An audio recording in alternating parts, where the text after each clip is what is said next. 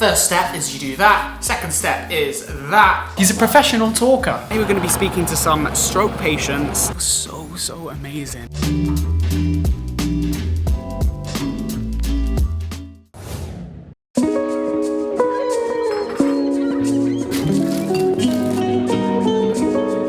Good morning, guys. Today's video is going to be very exciting because it's my first day in the life back at med school video that I'm doing in year 2. Got lots of exciting stuff planned. Well, first I need coffee.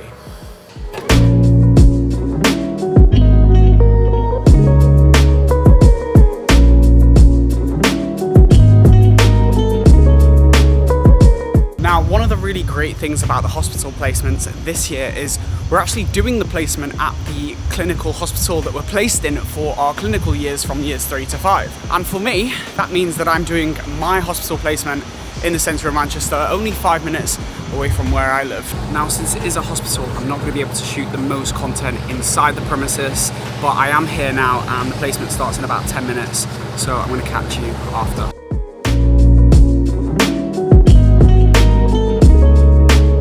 And so, what an amazing morning we've had so far, where we basically just sat down in a sort of clinical teaching room with a nurse. I decided to take so many notes because I just find it really helpful to just write down everything that the person's saying. It just makes sure that I'm more engaged. But it was just basically a load of like introductory stuff, a lot of how to do the PPE, why we do the PPE, the donning, the doffing, going through the steps, practicing washing our hands. But also we were told that today we're actually going to be speaking to some patients on the wards. And this is the first time I've ever done this. I decided to get a coffee as well, just so I can perk myself up. But apparently we're going to be speaking to some stroke patients and we need to just become really familiar with the history taking. So I've written down my steps for my history taking, such as the presenting complaint, history of it, patient's history, so past medical, surgical history, and then the family history, any medications, any allergies. Just trying to tie up on that and then become familiar with the systems review that I need to do at the end. Again, reminded that we're here to do medicine. Really excited. But right now I'm just going to enjoy this coffee and sit down somewhere, become up to speed with my history taking, just so I feel really confident when it comes to speaking to the patients.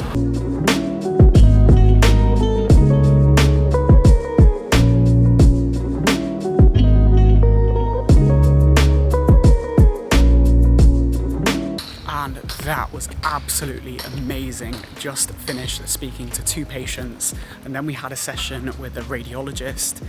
That was so amazing. Like the first time ever actually speaking to a patient that was really impacted by their illness, and just hearing about their story and just realizing how different that was to speaking to the clinical skills actors. Now I need to get back.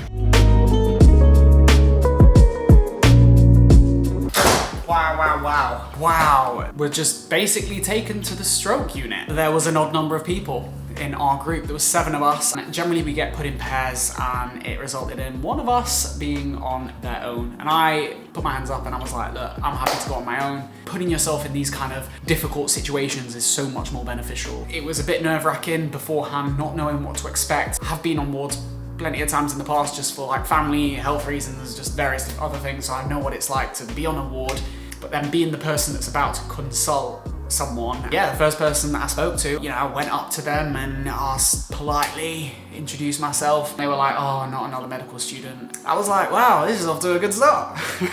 But that was just because the person got across that the medical students previously would just ask very typical questions and it just got frustrating for us. So I tried to be a little bit more, on her level with it, communicate with her more as like someone that's a person rather than doing a checklist. Really good opportunity for me to practice my consultation skills, practicing the framework. For me, it was actually really interesting when running a consultation and actually in the real thing, it's a little bit disjointed. You can't always do it in that order, which is the order that we're taught. Being able to stay on track and keeping track of where you were in the consultation, making sure that you don't go off on a tangent, because the patient can sometimes very frequently want to talk about other things and go in more detail about things that maybe are irrelevant to the consultation. So it's about having that discipline whilst doing the consultation to stay on track, keep the consultation on track, but also remember where you are in it. Speaking to stroke patients, the second patient had been really affected by the stroke, couldn't speak, barely, had no real memory of the incident. And that was a lot more challenging. So it was actually a really useful exercise because I spoke to one stroke patient who was quite competent, had capacity and was able to, really speak about what had gone on. And the second person that I spoke to quite clearly was really affected by the stroke, lost movement on one side and, wasn't able to walk anymore, which stopped them doing their job, and they were really quite young actually in the grand scheme of things. It really tested my empathy as well because I actually really felt for that person and what they were going through, and it was really exciting to be able to practice the structure but also see how the systems review is such an important component of your consultation. Systems review essentially being the part of the consultation where you run through the different systems such as the neurological system, the musculoskeletal, the gastrointestinal, the mental health, different things that might contribute or might be related to what that person's presenting with. And I got onto mental health and was speaking to that person about it, and it was really upsetting to know what had happened with the stroke that they'd had. Fortunately, they had a great support system, some children, then the person's spouse that was very supportive. But all in all, a really incredibly rewarding experience. Wow, so good. So good. But it's really in these situations where, you step out your comfort zone and really test yourself that you progress in medical school. I imagine I'm going to continually have this experience throughout med school and throughout my career as a doctor in the future, where I'll be like, wow, I'm doing this for the first time. That is the most exciting proposition that medicine proffers. I'm hungry though. For lunch, I'm having some salmon noodles, spicy salmon with some honey in there, so it's like sweet. But the plan for the rest of the day is going to be to write up all of these notes, so many things that I took today in the sessions, and write it into a PPD post because we have got to do PPD write-ups throughout the course of year 2 as well and throughout our medical careers. So I always find it really beneficial to do it, to fill it out as things happen, just so it doesn't feel like a chore. And secondly, it helps you to consolidate the information that you've gathered throughout the day. But I've got a meeting with my PBL tutor just to discuss how the PBL is going. And they also discuss with us our action plans and how we're progressing so far, such as exam results and everything else. So those are the plans for today. PPD, have that meeting, and I might also film another YouTube video doing my top tips after a consultation, because I have just posted an Instagram photo. If you want to follow my Instagram, it's right there. You can actually see the photo right there. But all in all, today was really well run. So I have actually learned the 7 steps now to hand washing. First step is you do that. Second step is that. Third step is that. Then the next step is that. Next step that. Once you've done that, you go on to doing the wrists. And those are the 7 steps of hand washing. You should do it for 30 seconds. Really interesting because we put this like UV cream on us, and after washing it was still interesting to see how like the little parts were still on there, little particles, and how even after 30 seconds of washing, germs still are on your hands. But then after that, we had a lecture sort of thing from a radiologist who gave us some information about his job and told us about the speciality. So yeah, it was like a good day, like a workshop day almost. Oh, it's so good that we get this kind of experience and get these kind of opportunities on a course like this. The fact that I'd done biomedical sciences before and I'm able to compare it to what a medical degree is like is just bonkers. They're not even comparable. The kind of stuff that you do in this degree is just mind-blowing. And honestly, when we think about like what you pay, tuition fees in the UK, obviously it's high, it's very expensive to go to university. You get your money's worth when you study medicine. Like that £9,500 you're paying for, and you see every bit of value that you get from that. Like there's so much that goes into this course that's just so good. Feeling grateful. Right, so I've just got off a call with my PBL tutor and it went, relatively well.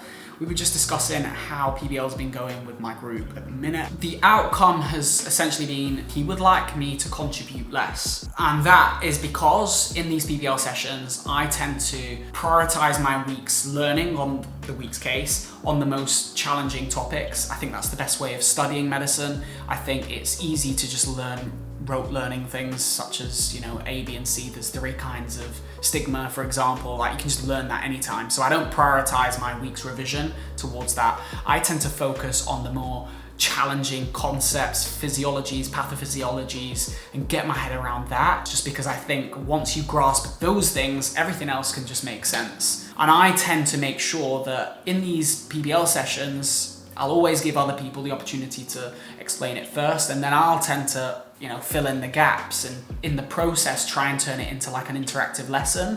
So I'm practicing not only my teaching skills, but I'm also engaging others in the group to help fill in the gaps by saying, what do you guys think this is? And I'll try and turn it into a lesson, because again, PBL is a fantastic way of learning, not only for the group, but also because you're practicing your teaching. But it just feels a bit disappointing that the outcome of this is that I need to step back and not contribute as much, essentially compromise my ability to practice teaching. I guess the facilitator has found that it's more difficult for him to assess others in the group and how much they're contributing and how much they know, because the word was, I'm dominating the majority of answers. I mean, my way of looking at it is, if people aren't contributing and don't have the answer, then I'm gonna explain it, but I'm gonna be quite thorough in my explanations, because I think there's a lot more benefit in that. But at the same time, I do understand that it is a group full of 12 other people, and there are people that maybe aren't as motivated or don't want to contribute as much, and the tutor needs to be able to identify that. So I think moving forward in PBL sessions, I'm just going to be less vocal, and I guess I have to contribute less and just leave it up to the rest. But, it was a meeting at the end of the day. We had a discussion, and I've got to think about what he wants for the group. Even if that means me compromising how much I can progress in my teaching skills, my group skills, my ability to consolidate knowledge, because I think that's why PBL is great. At the end of the week, you're consolidating your knowledge, you're discussing it with the group. But that was the PBL meeting. And so it is now 6:30, and I've just spent the last couple of hours putting all of today's findings and my experience with the patients into my clinical learning records on my PPD write-up. It has been helpful in doing so because it's made me think more about today's patients. It's nice because they give you a table that you should follow and use that as a template, which includes things such as, patient details, signs and symptoms of the condition, description of the management, reflective comments on your learning experience, but also an action plan from your learning experience, which includes things like the medications that you saw that they were taking, and then it just gives you an opportunity to Google them. So it's nice because it's all organized quite well. The medical school have organized that because they know that those are the key questions that you need to be asking and taking away from the clinical experience that we've had today. So really, really good. And I always find the best way of doing it is actually just using dictation. Just by using, the voice command, I'm able to talk about it rather than make it feel like an arduous task of writing and typing and getting it wrong. And for some people that can't touch type, it actually overcomes that little obstacle, and it just makes it more fun, because actually when you get home from these experiences, you're probably going to want to speak to your other medical colleagues, obviously with full confidentiality and adhering to the confidentiality policies. So I find the best way of doing it, because I don't really want to talk to, because I don't really have any friends, I just go on my notes app and I answer all the points by talking to my notes app, and that tends to be the best way for me to do it. And then I just copy and paste straight into my learning record on OneMed. That is that, and it is time to go to work, and then that will be the end. See you at work. And one of the best parts of this DJing job is when it's quiet, you get food.